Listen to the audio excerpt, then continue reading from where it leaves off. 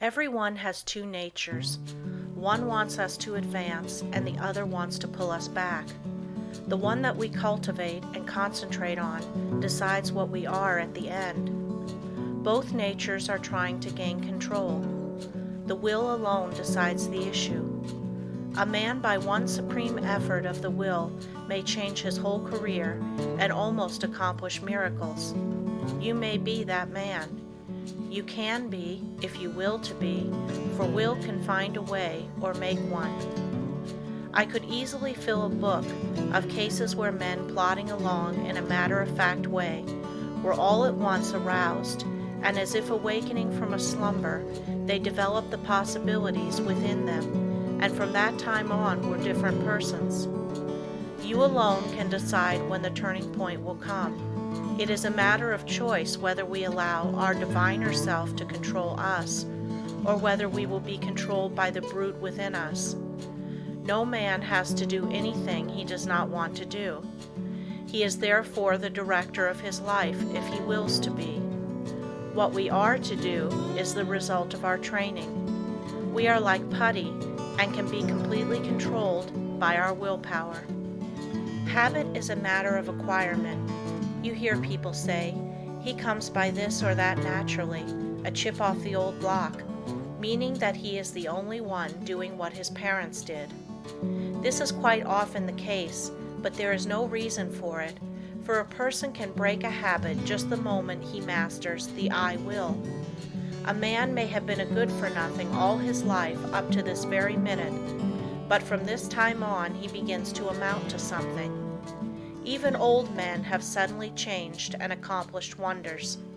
I lost my opportunity, says one. That may be true, but by sheer force of will, we can find a way to bring us another opportunity. There is no truth in the saying that opportunity knocks at our door but once in a lifetime. The fact is, opportunity never seeks us. We must seek it. What usually turns out to be one man's opportunity was another man's loss. In this day, one man's brain is matched against another's. It is often the quickness of brain action that determines the result. One man thinks, I will do it, but while he procrastinates, the other goes ahead and does the work. They both have the same opportunity. The one will complain of his lost chance, but it should teach him a lesson, and it will if he is seeking the path that leads to success. Many persons read good books, but they say they do not get much good out of them. They do not realize that all any book or any lesson course can do is to awaken them to their possibilities, to stimulate them to use their willpower. You may teach a person from now until doomsday, but that person will only know what he learns himself. You can lead him to the fountain, but you can't make him drink. One of the most beneficial practices I know of is that of looking for the good in everyone and everything, for there is good in all things. We encourage a person by seeing his good qualities, and we also help ourselves by looking for them. We gain their good wishes, a most valuable asset sometimes. We get back what we give out. The time comes when most all of us need encouragement, need buoying up. So form the habit of encouraging others, and you will find it a wonderful tonic for both those encouraged and yourself, for you will get back encouraging and uplifting thoughts. Life furnishes us the opportunity to improve, but whether we do it or not depends upon how near we live up to what is expected of us. The first of each month, a person should sit down and examine the progress he has made. If he has not come up to expectations, he should discover the reason, and by extra exertion, measure up to what is demanded next time. Every time that we fall behind what we plan to do, we lose just so much, for that time is gone forever. We may find a reason for doing it, but most excuses are poor substitutes for action. Most things are possible. Ours may be a hard task, but the harder the task, the greater the reward. It is the difficult things that really develop us.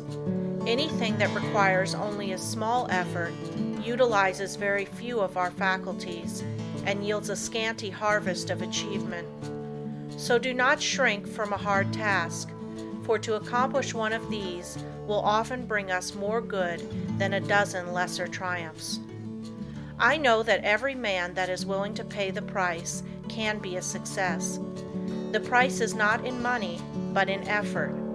The first essential quality for success is the desire to do, to be something. The next thing is to learn how to do it. The next to carry it into execution.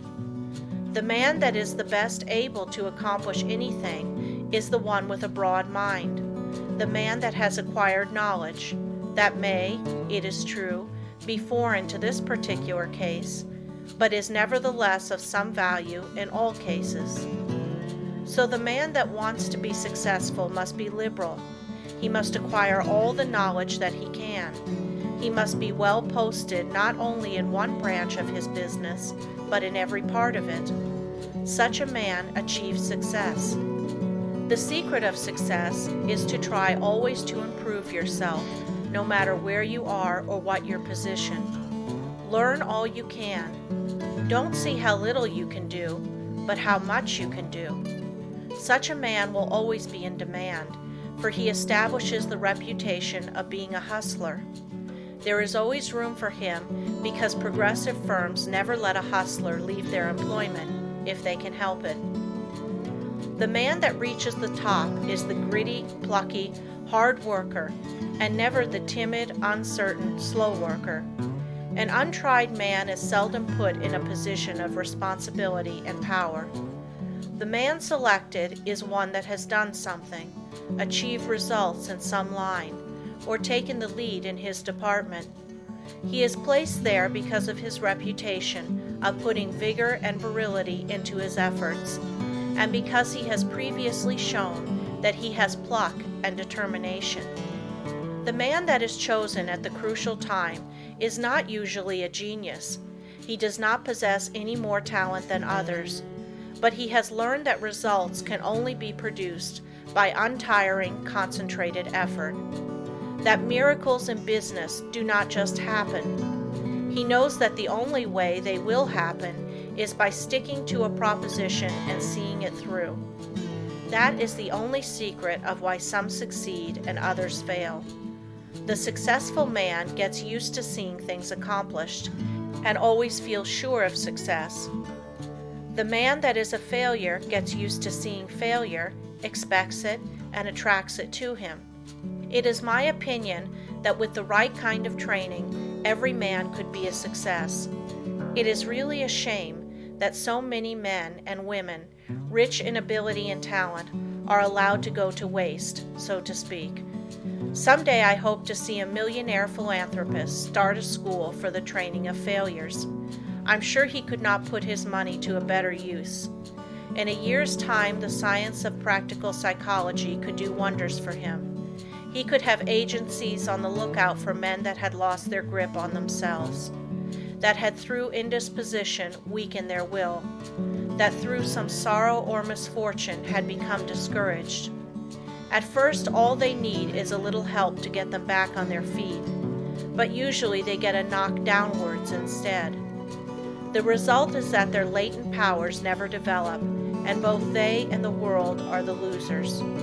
I trust that in the near future, someone will heed the opportunity of using some of his millions in arousing men that have begun to falter. All they need to be shown is that there is within them an omnipotent source that is ready to aid them, providing they will make use of it. Their minds only have to be turned from despair to hope to make them regain their hold. When a man loses his grip today, he must win his redemption by his own will. He will get little encouragement or advice of an inspiring nature. He must usually regain the right road alone. He must stop dissipating his energies and turn his attention to building a useful career. Today we must conquer our weakening tendencies alone.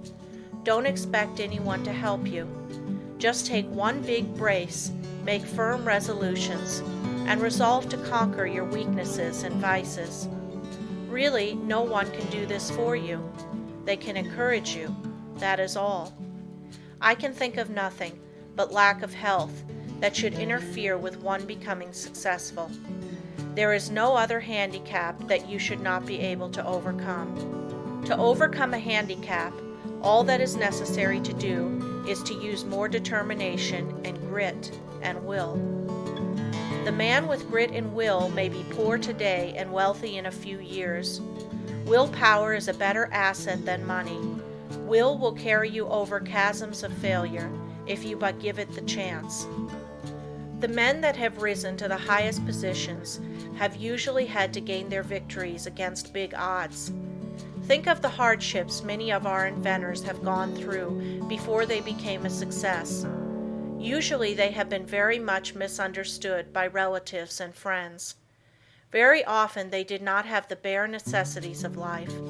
Yet by sheer determination and resolute courage, they managed to exist somehow until they perfected their inventions, which afterwards greatly helped in bettering the condition of others. Everyone really wants to do something, but there are very few that will put forth the needed effort to make the necessary sacrifice to secure it. There is only one way to accomplish anything, and that is to go ahead and do it. A man may accomplish almost anything today if he just sets his heart on doing it and lets nothing interfere with his progress. Obstacles are quickly overcome by the man that sets out to accomplish his heart's desire. The bigger the man, the smaller the obstacle appears. The smaller the man, the greater the obstacle appears.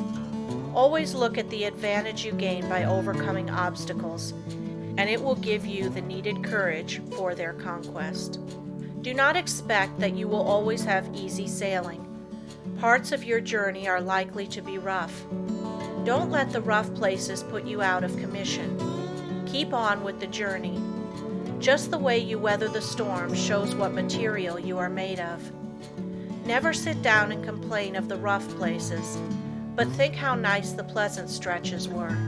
View with delight the smooth plains that are in front of you. Do not let a setback stop you.